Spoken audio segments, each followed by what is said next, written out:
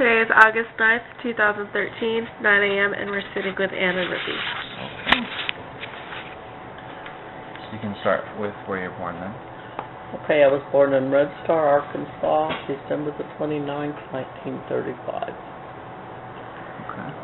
My parents lived there until for about a year and a half, and then they came back to Craig. Okay.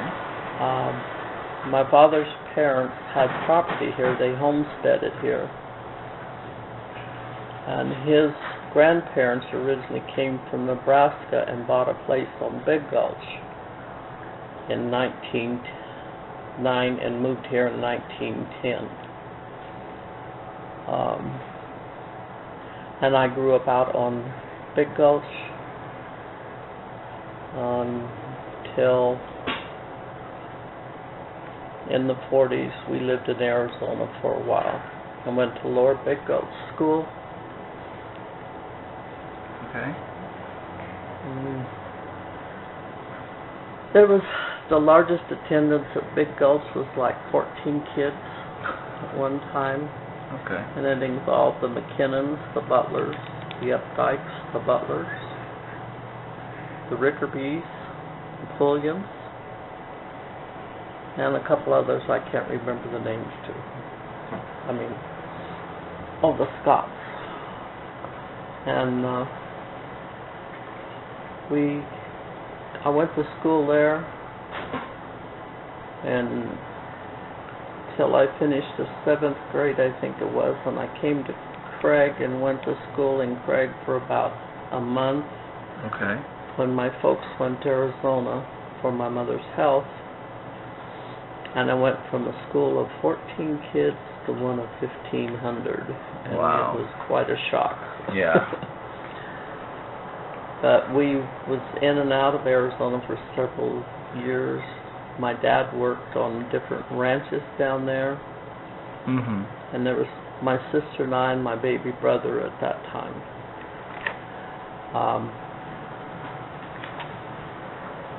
Then they eventually bought a house in Chandler, Arizona, where we lived when I was going to high school, what high school I took. Okay. And in the meantime, my baby sister was born in 47, and I used to come up and spend the summers with my grandparents on the ranch and help my granddad on the ranch. The summer I was 13 when I got up here, he was still milking cows, and maybe it was before we left Craig, I'm not sure. Mm-hmm. Anyway, I took over milking these cows that summer for the cream check, half of the cream check. And I had to get up at 5:30 every morning, bring cows in, milk them, because I also helped them in the hay field. Right. And had to get eat breakfast, get your tractor serviced, get out to the hay field by 7:30. Wow. Something like that. Every day. Every day. Well, except Sundays. My granddad didn't believe in working on Sundays.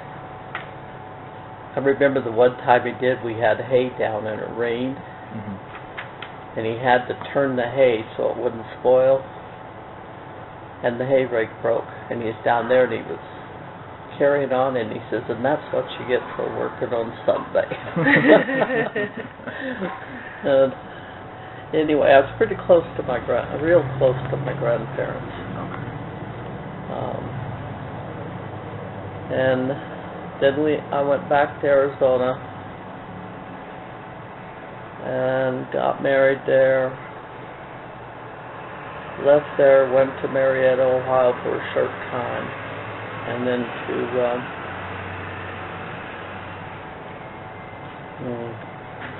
just north of Omaha. I can't remember the name of the town now, but was there a short time. We came back to Craig, and my oldest son was born here in 1955. at the old Memorial Hospital. He was delivered by Dr. Monahan. Okay. And we lived on the ranch for a while. And my dad had offered all of his son-in-laws, I don't know exactly what kind of a partnership, you know, if they stayed and worked it, but none of them ever did. So we ended up moving to Denver, where we lived until 1960. In 1960 we separated and I came back to Craig and have lived here ever since. By then I'd had another son, and that was Clyde and Tony Van Wy, capital W-E-Y. Anyway, and I started work at the Cosgrove Hotel in February of 1960, and Mrs.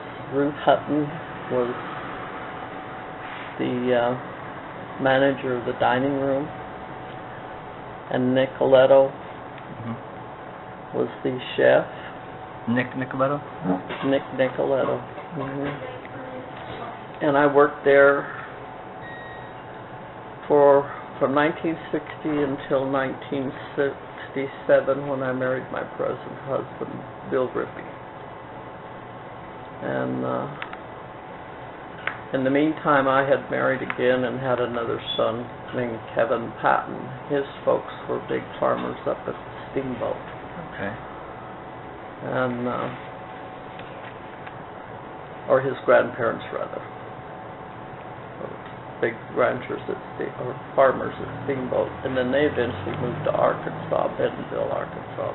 And then they were killed in a car wreck when he was graduated, right after he graduated high school. Oh. So, and Bill and I were married in 1967. And he was in the oil field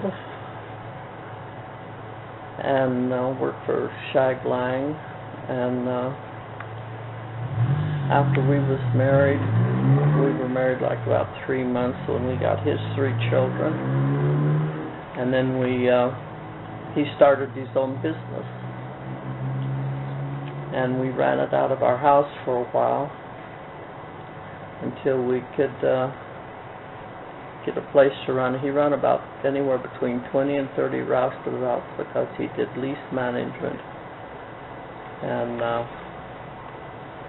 pumping, all kinds of oil field work. And I kept the books out of the house and did the payrolls. But going back to growing up on Big Gulch, that's probably one of the biggest, nicest experiences of my life. Okay. What was it like?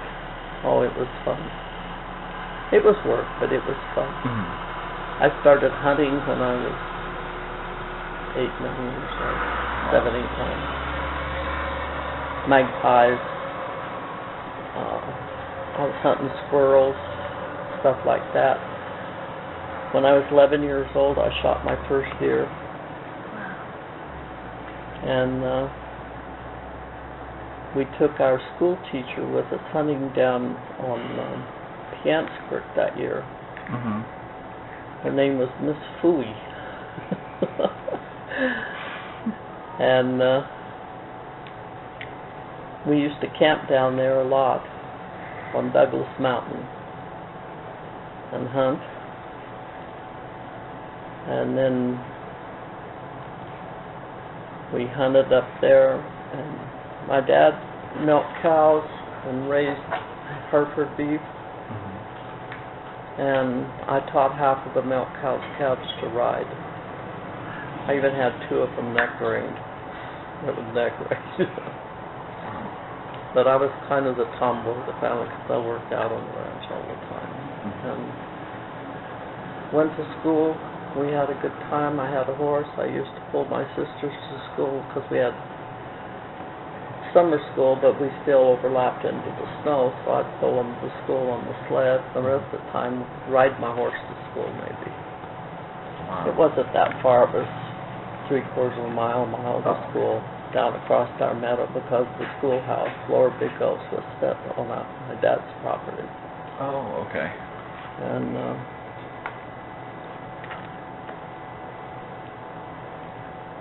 I don't know. There was my 3 sisters mostly, and then my little brother was coming up.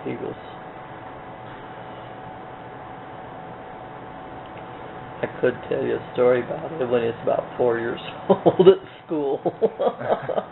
We had a program, and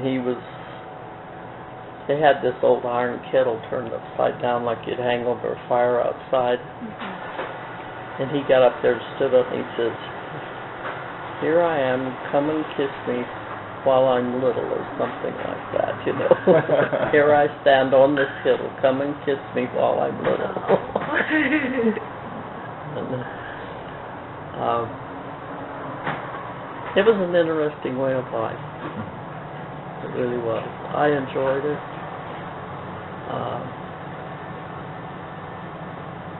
And then, I don't know, what else?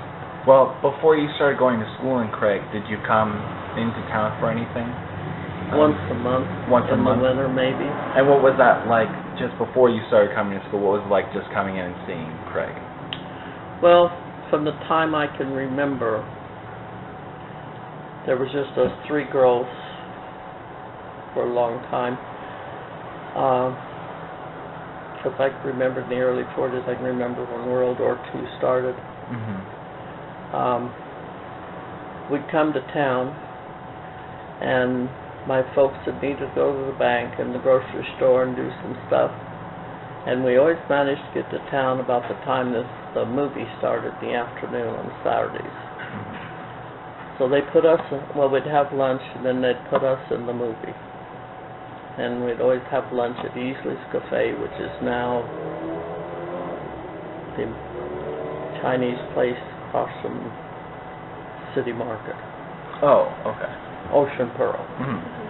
But then we spent the afternoon in the movie while they did their business. Then they'd come in and watch the movie. And then we'd all go home after dark, and my dad always had cows to milk when we got home. And sometimes the roads were pretty bad, because it was all dirt then and snow and not plowed too often. And as a matter of fact, our road out there was paved now, but in 1955 it was still dirt. And I can remember trying to get from my brother's house up to the school up by Butler's, where we used to have meetings. And I was driving a 1.5-ton truck, and I didn't know if I was going to make it because of the mud. It was so slick and so deep. Wow. But I did. And anyway, at school on Big Gulch, we used to pull a lot of pranks on the teachers. I know my great aunt, who taught my dad and every one of his kids, we hid out in the tall grass down by the creek one day. We'd be down there catching frogs, and when she rang the bell for after recess, we wouldn't come in. And I don't remember what she did about it. And she was always hunting her pistol. It was always stuck in her bun in the top of her head. And one time we got in, they had a garden there, and we got into the onions today. And if you can imagine 10 to 12 kids in a one-room schoolhouse on a hot summer day with onion on their breast. But she saw that. She went out and pulled a bunch of onions and would come in with a salt shaker and sat there and ate them herself. So, you know. And we had Mary Hoy for a teacher, I know, one time, who used to be the superintendent of schools here. And Nina Lawton, who was the school teacher here for a lot of years. She didn't teach till later. I didn't have Dinah for teacher, but my kids did. 2 of my boys did. I liked working in the hayfield. Summer I was 15, my granddad and I put up 16 stacks of hay, the 2 of us. I would cut it with a mower. He would rake it, and then I would buck it with the buck rake. You know what a buck rake is? Heard of Vaguely. it. Yeah. It's a tractor teeth on the front of it. It has a lever back there. You pull it, raise, lower the teeth. You go down a row of hay, pile it up so you can't hardly see. Then you take it, and we had what they call an overshot stacker. It had teeth on it. You run the buck rake up on it, dumps your load of hay. Then I'd get off the tractor, go over, and we had a truck that would back up to pull the hay and then throw it up on the stack. Okay. And my granddad would stack it. Then I go get another load, bring it in. Wow. And that's the way we spent our summer. Okay. That summer. Then I go back to Arizona and go to school in the fall. So,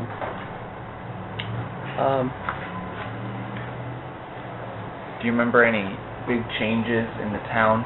Coming and going, you'd come, go, and kind of see the town every so often. Did things change when you were gone at any point? Oh yeah. Okay. Not the first few years, but then it got to where in the middle 50s it really started changing. I think it was then. Okay. A lot more businesses come in. Some of them moved around. We used to have three really nice dress shops in Keg, and a shoe store and a western store. Let's see, Betty's Shop, Marchmar, another one. The Golden Rule? Golden Rule. And then we had, pardon? I think it was someone outside. Oh, I thought somebody said, Oh. or say Anna. There was a shoe store that was next to the Golden Rule for a while, and then there was J.C. Penney's, and I can remember when Safeway used to be across the street. Right here on Yapa. Yeah. And Burke's Market used to be down where the aspen tree is. Oh, right. Yeah, which was some relation of my great aunt, the Burke's were. And my great aunt and her husband, John and Winnie Syke, lived out on County Road 7 at that time. Because my grandmother was a Syke.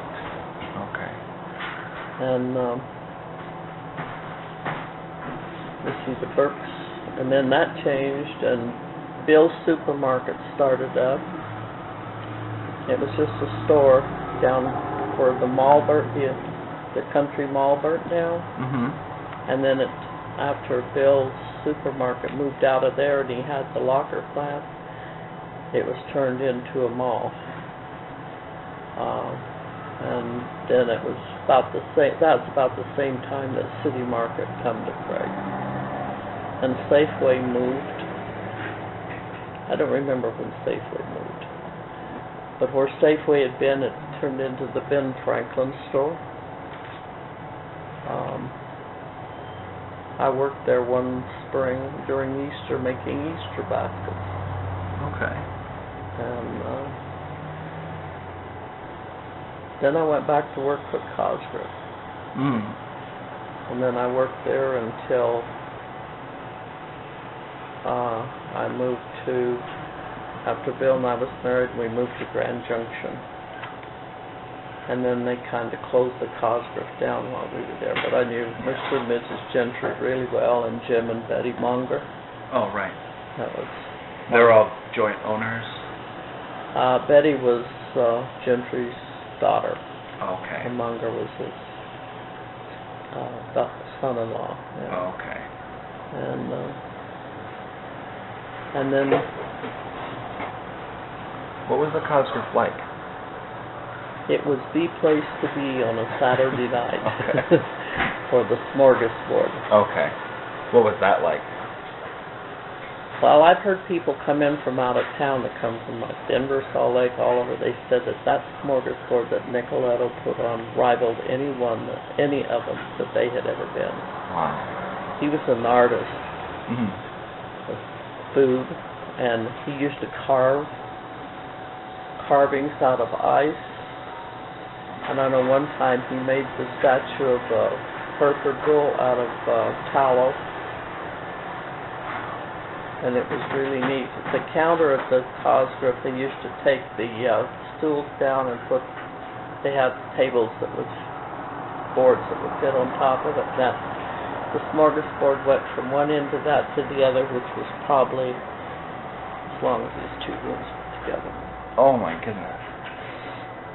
It was longer than that there. It was probably half again, as long as this file happened. Wow. Full of food. Full of food. It started with appetizers, and so on, worked up to the main course, which usually was lots of different things, but prime rib, and he would stand there and carve it for you once you went out. And usually if you didn't make your reservations by Wednesday, you didn't get in. So it was always a packed house. Yeah. Wow. And it was really good. Mhm. And I know Nick used to make some of the best soup. And we had a wonderful baker there and everything, so it was really nice. Right.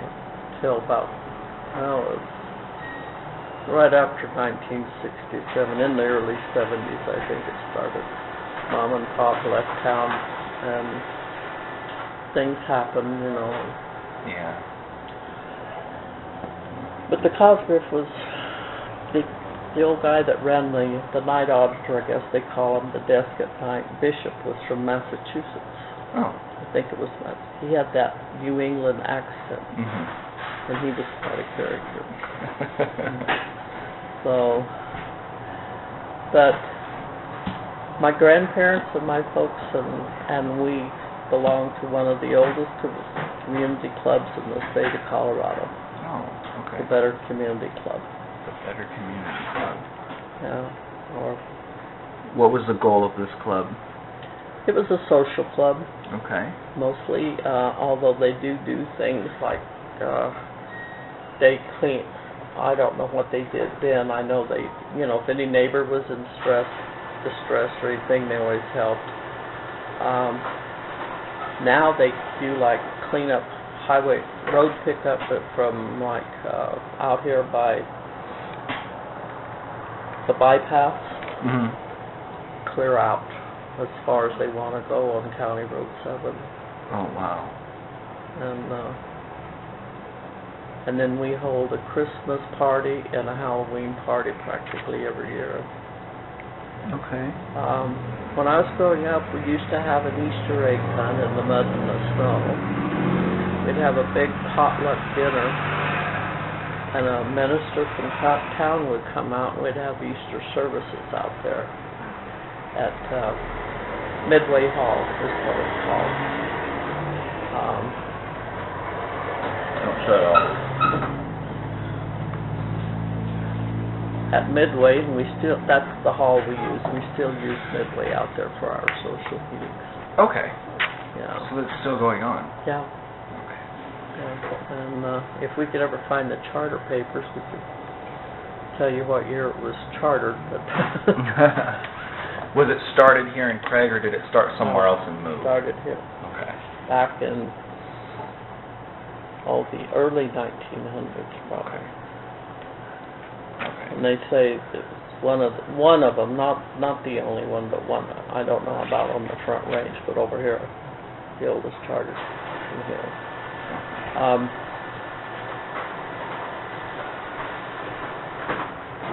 We used to go fishing up on Slater. Mhm. That was pick wild strawberries. My dad, the McFarlands was another two boys that went to school there. At Big Gulch. Big Gulch. Okay. Yeah, Falden and Laverne. I don't know where Laverne is. Eunice McFarland. Well, she's passed now, but we used to go fishing a lot with them. And I don't know, us kids used to, I mean, going to school was no problem in the summer, and out there kept us out of the fields. But my folks raised grain. My mom drove the grain harvest, the grain truck, and my dad owned the combine. And that I did never get into, thank goodness.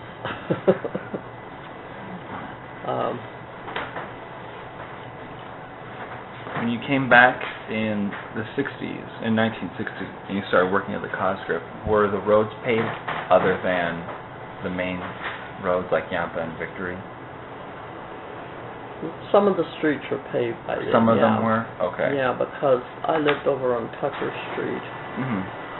Well, I take that back. Yeah, they were. I started working there, but one summer I went to work in Steamboat, and I worked up there at the El Rancho one summer, and then I came back to Cosgrove, and then I worked there until after I married Bill Rippy, and then we ran the roustabout business out of there until he got into the drilling and plugging business. Shut the roustabouts down, and we moved to Grand Junction because that's where all the oil field activity was. Okay. And all there, I belonged to the petroleum. As a matter of fact, I was president of the Petroleum Wives Club for about 4 years, until the bust hit in the 80s. Right. And so then we shut it down. And so you were gone for the boom. This is for my life. Just my life story. I'm not talking much about Moffat County. No, this is fine. This is good because you go away for a while and then you come back and you see changes. Things are different here. Yeah. And you were gone for the boom then? You were in Grand Junction for the boom here? Okay. Well, I was here in the 60s when it was here. Some. Right, when it was starting. It was, time I come back here, it was kind of tapering off though. The first, it was still going in the 60s. Right. The 70s it kind of tapered off. It moved to I think it kind of moved to Grand Junction. So the oil boom. Yeah. And then the boom with the power plant and everything, you were gone for that, the duration of Pretty that much. construction? Okay. Yeah, pretty much. I knew it was going on because I was in and out. Right. But I didn't live here while it was, that much of it was going on. When did you move back to Craig? February of 1960. Oh, I mean after Grand after Junction. that? Yeah, after Grand Junction. Oh, good. We moved to Grand Junction in 79, and lived there and have a place out on 20 Road. And Bill was working up here out of Hayden on a well, because we still had stuff to do up here. By then his dad had passed, and he had a 1,200-pound rig floor drop on his head and crush him straight down. Oh my goodness. Bill's father? Bill. Oh, my Bill. He mentioned that. Bill Rippy. And he broke all the ribs on the right side, punctured his lung, fractured his left leg. And I was in Grand Junction, and they called me, and the trauma nurse, they took him to Steamboat, and I was on the road up here, because by then I was taking care of my dad, and got him up here, dropped him off at the ranch, went to Steamboat. They had him in surgery, and this was like 17th of December, about 18 years ago, and or maybe a year or two longer, I'm not sure. But he was only He got out of the hospital on the 23rd of December. And 26 days? he had a rod in his leg.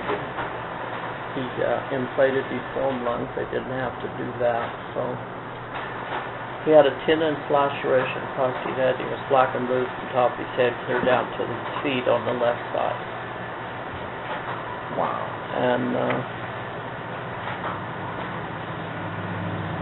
got back here, and we had Christmas, and then New Year's, his mother took bad.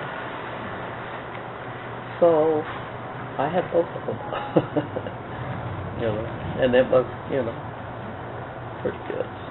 So is your father, his mother, and him? Mhm. Wow.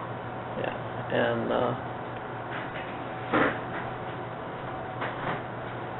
anyway, he kind of stayed with the doctors here. Things were gone down there, so we moved back to Craig. And I lived out at the ranch with my dad and took care of him and helped with his mom until my dad got bad and passed, and I don't know what year, May or something. And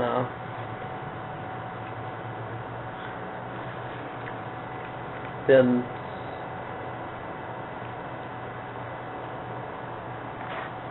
I think we stayed at the ranch then through the summer because his mom was bad and she was in the nursing home, and then she passed away in October, and then Bill inherited her house over on Lincoln Street, so we moved in there.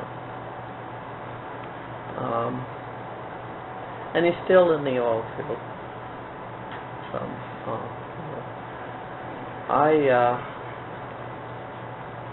I got started working, volunteering at the hospital, at the old hospital, as a pink lady.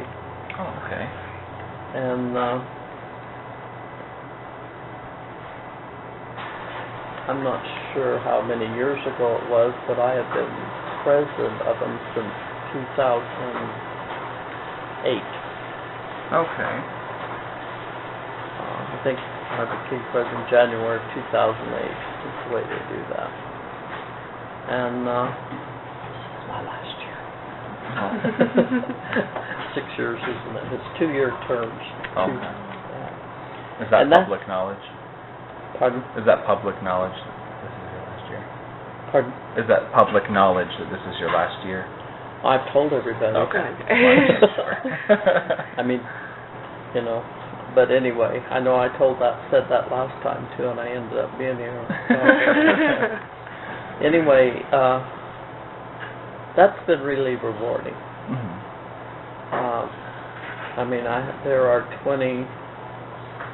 22 ladies on the roster, I believe, but we're all elderly, so we struggle to keep schedules going. Mm-hmm. And even with the new HIPAA rules and everything, it's made it kind of interesting on things because, everybody here knows everybody just about. And up there you can't talk about it, so it's really difficult sometimes. But it's been interesting seeing how it changed from the old hospital to the new hospital, and I really like the new hospital. I think it's... Can you just describe, so we have it on recording, the Pink Ladies? It's an organization of volunteers? Yes, we belong to the, what's called the Colorado Association of Hospital Auxiliary and Volunteers. It's called CAHV, C-A-H-A-V. Mm-hmm. And our hospital belongs to it for us. They support us in that. We help at the front desk with the concierge. We do things that need to be done. If people need filing done, like last week I did a whole bunch of laminating. And then we have one of them Jerry Simpson is manager of the gift shop. And this is a non-profit organization because everything we make, we turn around and buy stuff for the hospital. We have purchased blood pressure cuffs, different sizes because you need different sizes. When we got our new hospital, we purchased neonatal monitors that could be used. The OBs could use them like from their office computer. They could check on a patient without driving to the hospital to see them. They could see how it was going. That was like $10,000 worth of equipment. And we purchased the little TVs for the OR room, the day surgery. And we purchased iPads for the day surgery, and especially for the kids. We have them programmed with a lot of stuff for kids.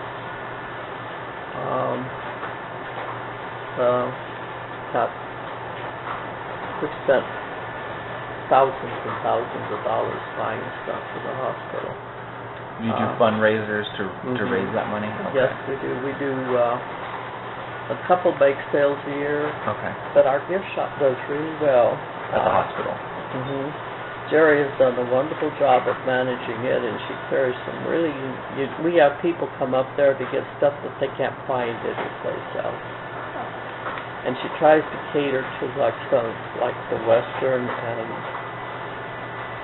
but Jerry worked at the Marge Marr shop for years, so she really has a taste and stuff, and she does really well. And it makes a lot of our money and our bake sales. We also purchased all the Christmas trees that's put up at Christmas, and we put up 5. And we also purchased all the lights that go on the outside evergreens that we put up every year, and we put them up. I was lucky on Christmas trees one year, because ours, you know how pre-lit trees get pretty ragged after a while and the lights quit working? I was in Kmart one time when they announced 75% off on all floor models. I bought 4, completely decorated. After we pulled the tags on all the decorations for I think it's for $225, we had $1,000 worth of decorations plus the trees. Wow. So, just was the right place at the right time. And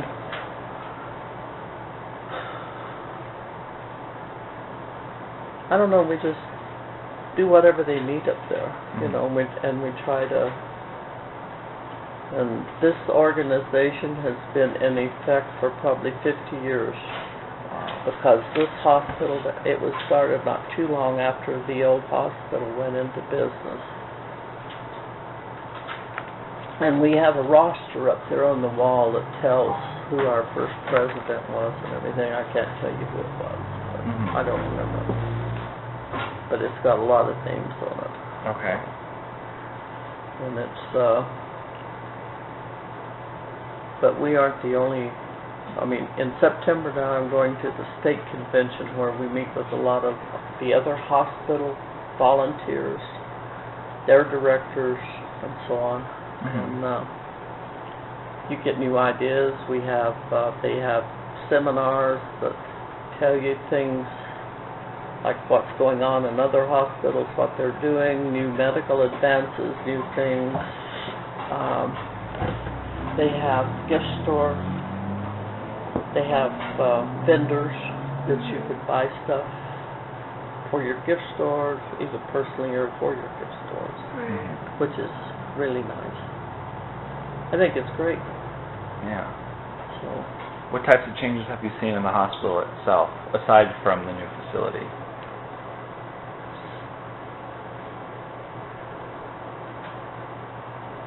well, I think that we are really getting some good doctors in now. We've just got a new, one or two new OB/GYNs. They come and go. I don't know, like any other business, but we've got some good ones on staff and in town that, I don't know all their names. I see them. I think that there's a really good working relationship. Our new director or administrator that started this summer, I really like him. He seems like a real nice guy. Come from Riverton, Wyoming, which is not an overly big town either. But I think I haven't seen too many changes yet since he's been there, but I'm sure they're in the works. So it's pretty, I would say, kind of relaxed with him. He's real friendly. And we've got some good nurses, and our ER nurses. You know about one of our ER doctor or nurses in this? He does a wonderful imitation of Elvis. Oh, really? He entertains at a lot of our functions. Really? And like they give us an appreciation dinner every April somewhere in the spring after Christmas. And my director, my volunteer director, I said, well, what kind of entertainment do you go out? And everybody said Elvis. She looked at us funny, we told her that this guy out there, and he dresses the part. Wow. You ought to see the video of this guy. It was terrific. And of course, we've had him several times, and it's really good. For some of our Pink Ladies local meetings, we have John Allen perform. Oh, okay. On guitar? Yeah, we had him down. We've had him one time down at the old hospital when we had a Western theme. But I don't know what else to say about them, but I think they're a great organization. And you know how everything goes with a lot of our clubs anymore, they kind of get, like the Elks, and some of them just kind of die out. I hate to see this happen to the volunteers. Yeah. Because I think they're really good at what they do. And we can go in and read to patients if they want. We take a cart around for snacks, beverages, and stuff like that. Right.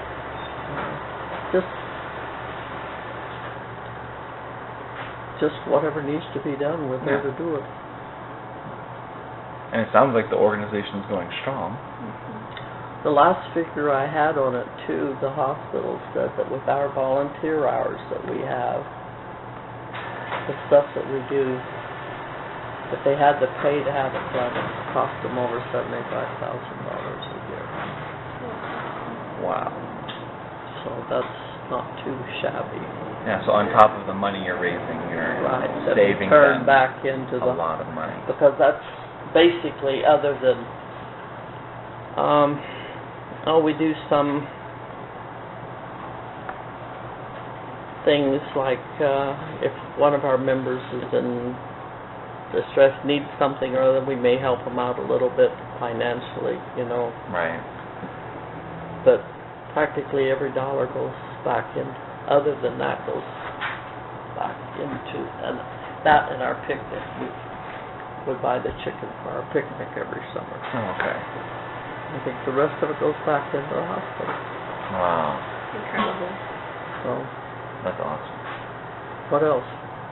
Well, just, I guess kind of to wrap it up, how do you feel about the community today? And if you have any additional stories or things you'd like to have recorded, you can include them. I got lots of stories. I just have to think about them.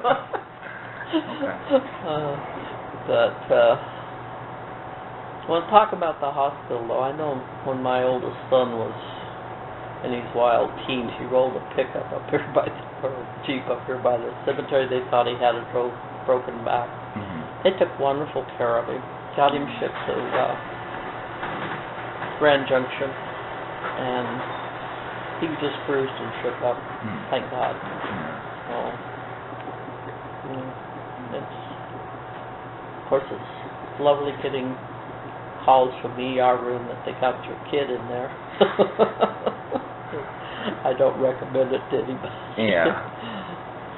But I can tell you a little bit about after Bill and I was married. It's quite interesting. I think it's interesting. Yeah, please. Okay.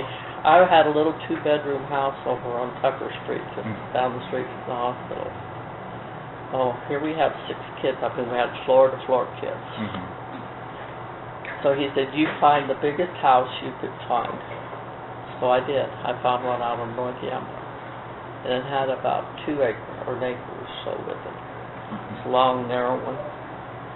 We ended up with, well, the day we moved in, my in-laws come out there, Bill's folks. Georgia's got to laugh. She said, there's a kid hanging out of every window because it was a 2-story house.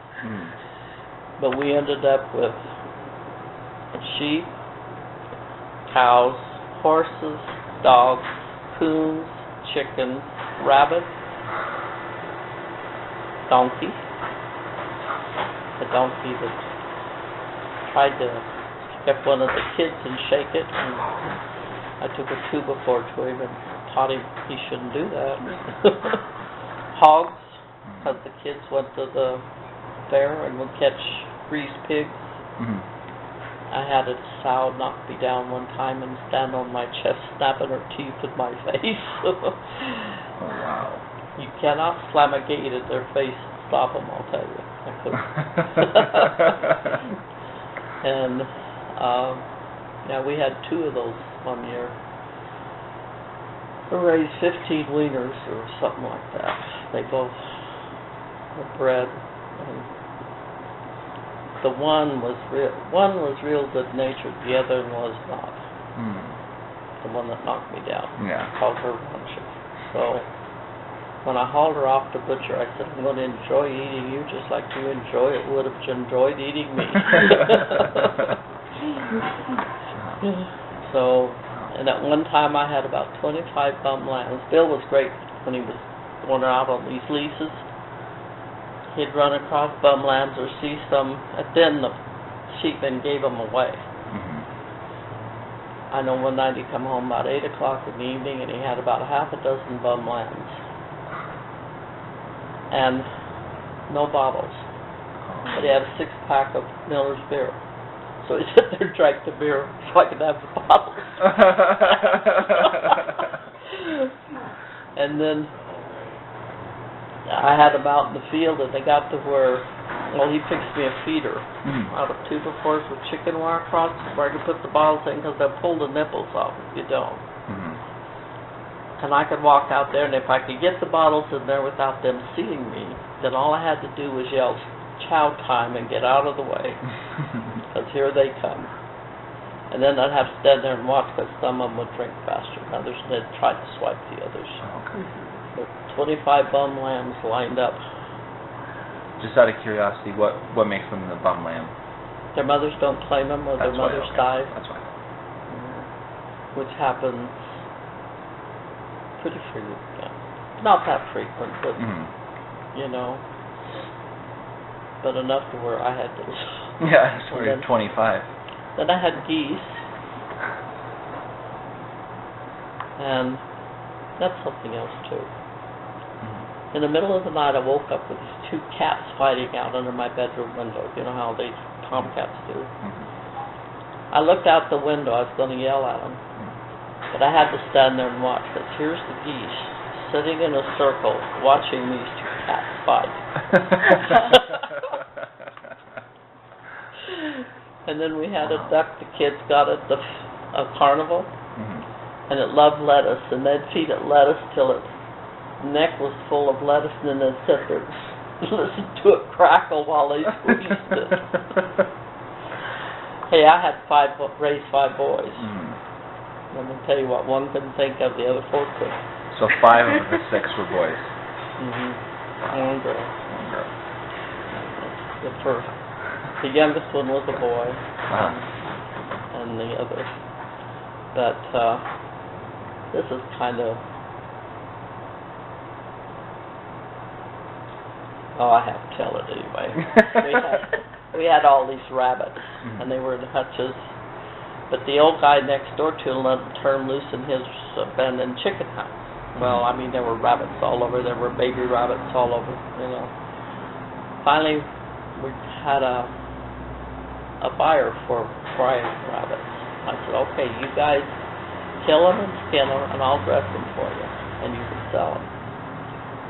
So they did. They started doing that, and then they got longer and longer between bringing a dead rabbit in. Finally, I had to go see what was going on. They were hanging the rabbits. Oh my goodness. Wow. So we had to have a talk about that. Yeah. And have you ever been around when they butchered chickens? Once. Did you get chased by one? No, I wasn't. Oh. Well, of course I grew up with them, but the first time I butchered chickens, I had a fire in the backyard, because we had a big backyard, for the water to scald them with. And the kids were all standing there. The first time I chopped the head off of the first one, and I held its wings. I always held their wings and legs till they could flop, because I didn't want dirt in them, but this one I turned loose. Well, for some reason, they chase you. I had kids going there. Oh my goodness. Yeah, it was called Rippy's Fertile Farm.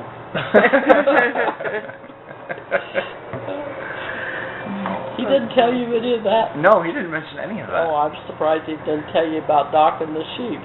No. With the boys, oh God. Well, you know how they used to dock sheep. Yeah. Well, him and Larry Priest, we had to dock ours in the spring. They got the boys out there and was having them dock them. I could hear these guys laughing. And that's what they were laughing at, was the boys docking sheep with their teeth. Oh, man. So, you know, of course I guess what the boys could think of, the men did. So. Yeah. So everything was covered, basically. Huh? So all of the bases were covered there. Yeah. I have 4 younger brothers myself, so I kind of know what that's like. Well, I'm 8 years older than John, so really, I was gone by the time he... Well, I can remember when we came home on a visit one time. We got in early in the morning from Nevada, and we'd been to Las Vegas. And he got up, and that's the first time I'd ever heard him play the guitar and sing. Oh. And it was about 5:30 in the morning, and he taught himself to play the guitar. He made his own guitar one time, a 5-string. Wow. Or something. Oh yeah, and him and the Beaver brothers, when they were with those rockets, come home and open up the oven and they're baking rocket fuel. Him and the Beaver brothers used to shoot these homemade rockets, and they used the old milk house up at my granddad's place, which is where John lives now. And they were there, and they had it all fixed up electronically. Right. Send it, and they hit the button, and nothing happened. It just kind of fizzles. And one of the Beaver, Dick or Don, looked at John. They said, "Now we know how the boys at the cake feel." So, interesting, huh? Yeah. He didn't tell me that. He didn't even mention that. He didn't mention any of that, huh? No. Well, see, I tell... Sometimes he's not too fond of me because I tell tales on him, see what he said. Like the kennel and that. Well, I don't know if he minds that so much, but anyway. But, no, he's a great guy, I'll tell you. Yeah. I really worried about him a year ago. He had that subdural hematoma. Had surgery twice. he come out of it, thank goodness. But, like Bill, you wouldn't know he'd ever had a 1,000-pound rig before, probably. No. I was shocked when he told me. But interesting living with him. That and when he's in the case and pulling business, they shoot the casing off, but they're pulling it before they pull it with nitro. Right. And they hook a rig onto it. Did you know pipe stretches? No. Well, it does. Bill could hook onto a string of pipe. Takes umpteen thousand pounds of pressure. Right. But from the stretch he would get on the pipe, he could practically tell you where the free point is on the pipe. They've cement down the hole. So it would show anything above that would stretch and anything below the cement wouldn't. So he could tell where the free point was. And that's, they would fix a bucket round with a point on it and a bail on it, and they put a cap trigger on it, and they'd pack it full of nitro and put it on a, what they call a wire line. And they'd drop it down the hole that many feet. Right. And then they'd drop what's called a go-to-hell on it. Piece of pipe, hit the cap, set it off and blow it off. Right.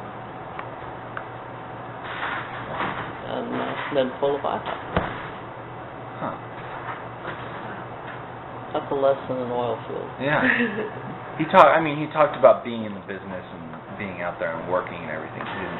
He didn't tell explain you that, but I think he would have if I had known what questions to ask. Yeah. Well, I've always found that interesting. I guess that's why I always tell it. Because I've been involved enough in it to where I know. Right. But I leave location when he starts playing with that stuff. Yeah, all the explosives. Yeah, he used to have an explosive license. He doesn't anymore, but he used to. Wow. I ran a hot shot run to our little,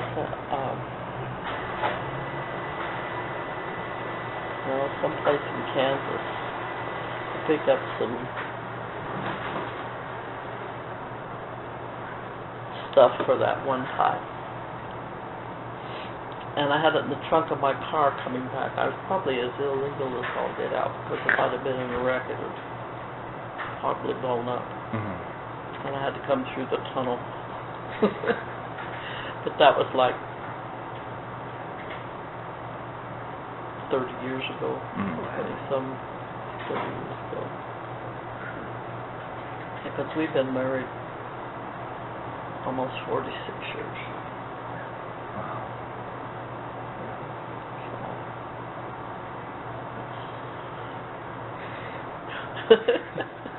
That's interesting. Don't sit there and grin at me. No. Yeah. Well, do you have Anyway, any other I've seen them go from using horses to pull farm equipment to these huge machines they have now that cost you twice as much as your house costs, a fancy house. Oh yeah, big combine will cost $250,000.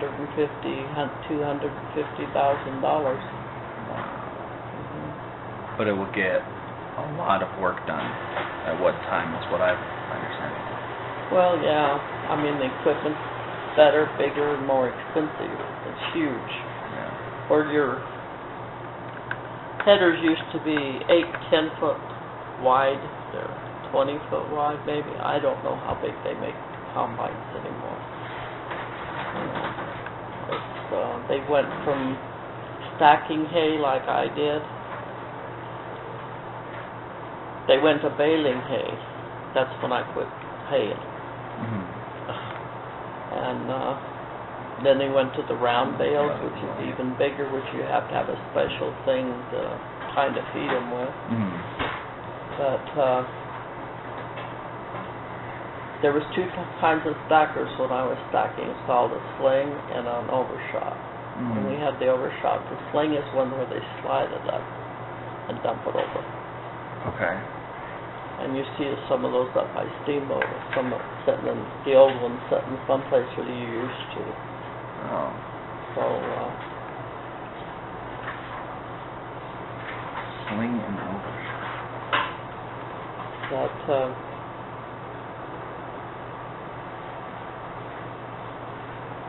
Where is this stuff on farming? hmm? I was just looking at my notes. I was going to add that to it. When I worked at Steamboat.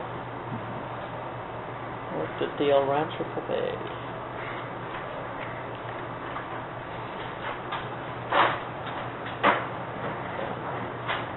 That was before they built Mount Warner.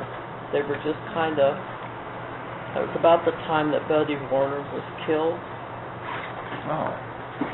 And they, I think he was killed before they really started Mount Warner. But, what's her name?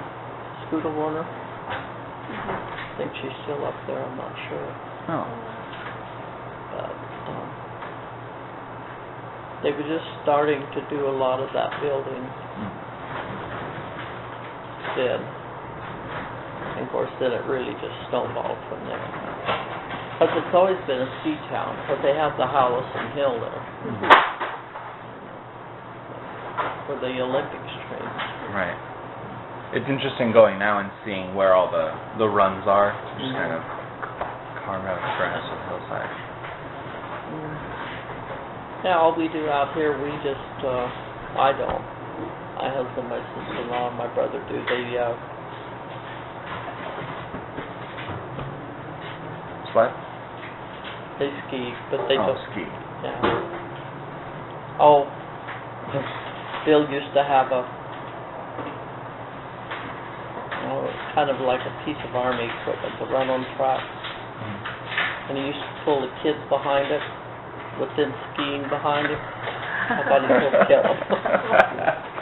Sounds like fun. And when he was pumping, when he was first started in pumping and everything, he did a lot of his work at ski days. He's one of the first guys in Moffat County to have a ski day. I know him and I was going together. I rode with him one night while he was pumping wells, and he got stuck in a snowdrift. And he had this old double track. It went like 10, 15 miles an hour. We rode it from out at,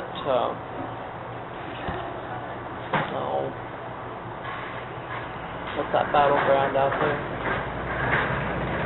I'm not sure. Anyway, it was about 8-9 miles south of Hamilton, into the Hamilton store. Okay. At about midnight, 2 o'clock, I don't know what time it was. At 20, 30 below. Wow. And it was cold. Yeah. We pulled in there, and Albert Otten still owned the Hamilton store. And he said he thought his alarm clock had went off because he always come in to Toastmasters. And we went in and boasted over the heater. It was one of those in the floor. Well, until his boss come and got us. Okay. Well, thank you for sharing all that. Well, that wasn't a whole lot about, well, I guess some of it was about Moffat County. No, you talked about the changes in haying technology, the changes at the hospital, some of the stuff behind oil, and the gas, and changes. That was good. There's a gas field out north of town called Sun Oil. Okay. That has a pipeline running through. It hooks to another pipeline that goes to Glenwood. Sun Oil to Glenwood. And Bill used to keep that compressor going. And it had an alarm on it. And it would always go off on holidays or in the middle of the night. And he'd have to go out and start it. Because it's one of them that supplied the natural gas for Glenwood. So, That's Wow. when Tesoro was here. Wow.